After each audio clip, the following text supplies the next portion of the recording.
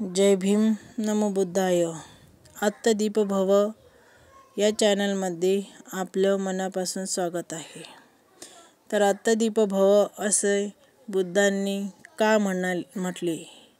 बहुजन हिताय बहुजन सुखाय सबका मंगल हो. तथागत गौतम बुद्धांनी आत्तदीप भव हा उपदेश का दिला? वेळुवनामध्ये वर्षवास केल्यानंतर अतिशय तीव्र वेदना झाल्या होत्या.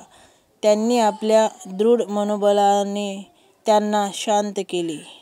तेव्हा आनंद भगवान मला निश्चितपणे वाटते की जो परत भिक्षुसंघाला उपदेश देणार नाही तोपर्यंत महापरिनिर्वाण होणार नाही. भगवान म्हणाले, आनंदा, भिक्षुसंघाला माझ्याकडून अपेक्षा आहे. असे आहे बरे, अमुक धर्मे तत्व गोड आहे ते कोणालाही सांगायचे नाही व अमुक धर्मे तत्व लोकांना देण्यासाठी असे तऱ्हेचे माझे तत्व कधीच नव्हते. आनंदा, अंतिम काळी तथागतांनी प्रगट करण्या गोष्टी ठेवल्याच नाहीत. आनंदा, मी केव्हाही असा विचार केला नाही. भिक्षुसंघ माझ्यावर अवलंबून राहावा. तथागतांची धारणा तशी नव्हतीच. आनंदा, तथागत भिक्षुसंघाला आता आणखी काय सांगणार आहे बरं? आता मी खीळ झालो आहे. बराच वयस्कर झालो आहे. माझे वय 80 वर्षांपेक्षा अधिक झाले आहेत.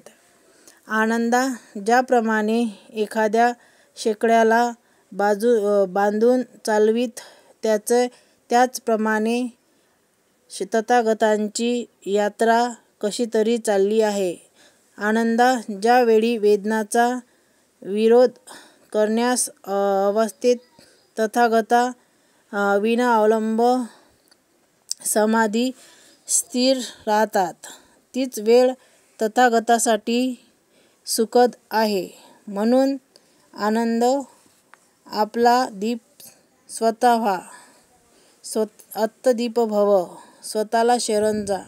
दुसऱ्या कोणालाही शरण जाऊ नका.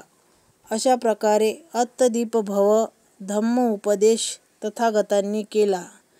आवडल्यास चॅनलला सबस्क्राईब करा आणि कमेंटमध्ये नमो बुद्धाय जरूर लिहा.